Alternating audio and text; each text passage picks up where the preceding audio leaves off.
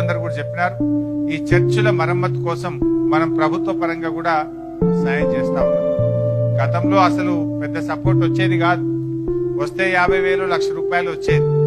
కానీ ఈరోజు మన సిద్దిపేట జిల్లాలో చూసినట్టయితే తెలంగాణ రాష్ట్రం ఏర్పడిన తర్వాత మన ముఖ్యమంత్రి కేసీఆర్ గారి నాయకత్వంలో 435 చర్చిలకు ప్రభుత్వ పరంగా సహాయం చేయడం జరిగింది. 435 చర్చిలు వాటి మరమ్మతు కోసం గాని కొత్త చర్చిల నిర్మాణం కోసం గాని 435 చర్చిలకు ప్రభుత్వ పరంగా సహాయం చేశాం.